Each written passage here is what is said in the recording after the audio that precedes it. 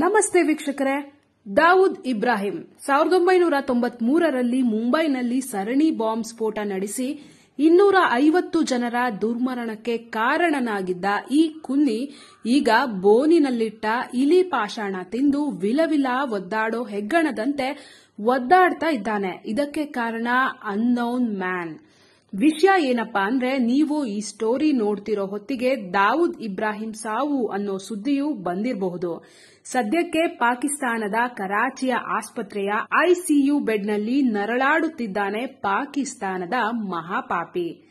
ನಿನ್ನೆ ರಾತ್ರಿ ಭಾನುವಾರದ ಬಾಡೂಟ ಮಾಡಿದ ಕೆಲ ಹೊತ್ತಿಗೆ ದಾವೂದ್ ಇಬ್ರಾಹಿಂ ಮಲಗಿದ್ದ ಮಂಚದಿಂದ ಕೆಳಗೆ ಬಿದ್ದು ಒದ್ದಾಡಿದ್ದಾನೆ. ರಕ್ತವಾಂತಿ ಮಾಡಿ ಚೀರಾಡಿದ್ದಾನೆ. ಕೂಡಲೇ ಆತನನ್ನ ಕರಾಚಿಯ ಆಸ್ಪತ್ರೆಗೆ ಸೇರಿಸಲಾಗಿದೆ. ತುರ್ತು ಚಿಕಿತ್ಸೆ ಕೊಟ್ಟ ವೈದ್ಯರು ಹೇಳಿರೋ ಪ್ರಕಾರ ದಾವೂದ್ ಇಬ್ರಾಹಿಂಗೆ ವಿಷ ಉಣಿಸಲಾಗಿದೆ. ಈತ ರಾತ್ರಿ ತಿಂದ ಬಿರಿಯಾನಿಯಲ್ಲಿ ಯಾರೋ ಅಪರಿಚಿತನೋರ್ವ ವಿಷ ಹಾಕಿದ್ದಾನೆ. ದಾವೂದ್ ಇಬ್ರಾಹಿಂ ರಕ್ತ ಕಾರಿಕೊಂಡು ಮಂಚದಿಂದ ಕೆಳಗೆ ಬೀಳುವ ಹೊತ್ತಿಗೆ ದೇಹದ ನರನಾಡಿ ರಕ್ತದ ಕಣಕಣವೂ ವಿಷಮಯವಾಗಿದೆ.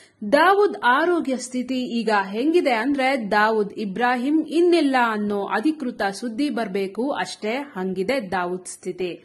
ಪಾಪ ಕೃತ್ಯಗಳನ್ನ ಮಾಡೋದಕ್ಕೆ ಅಂತಾನೆ ಡಿ ಕಂಪನಿ ಅನ್ನೋ ಪಾಪಿಗಳ ಲೋಕ ಹುಟ್ಟು ಹಾಕಿದ್ದ ದಾವೂದ್ ಗುರಿಯೇ ಭಾರತದ ಸರ್ವನಾಶ.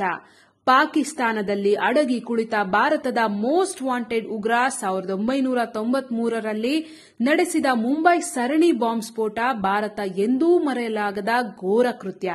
ಯಾಕಂದ್ರೆ ಆ ಸರಣಿ ಸ್ಫೋಟದಲ್ಲಿ ಸತ್ತವರು 250 ಮಂದಿ ಅಮಾಯಕರು. ಸಾವಿರಾರು ಮಂದಿಯ ಬದುಕೆ ಬೀದಿಗೆ ಬಂತು. ಮುಂಬೈ ಅಂಡರ್ ವರ್ಲ್ಡ್ ಅನ್ನ ತನ್ನ ಕಪಿಮುಷ್ಟಿಯಲ್ಲಿಟ್ಕೊಂಡಿದ್ದ ದಾವೂದ್ ಭಾರತ ತನ್ನ ತಾಳಕ್ಕೆ ಕುಣಿಯೋ ಹಾಗೆ ಮಾಡಿದ್ದ ಕಾಲವದು.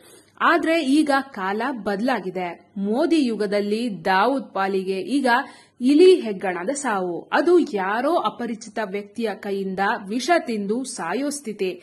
ಭಾರತದ ಎಲ್ಲಾ ಶತ್ರುಗಳನ್ನ, ಭಯೋತ್ಪಾದಕರನ್ನ ಪಾಕಿಸ್ತಾನಕ್ಕೆ ನುಗ್ಗಿ ಉಡಾಯಿಸುತ್ತಿರೋ ಆ ಅನ್ನೋನ್ ಮ್ಯಾನ್ ಯಾರಿರಬಹುದು?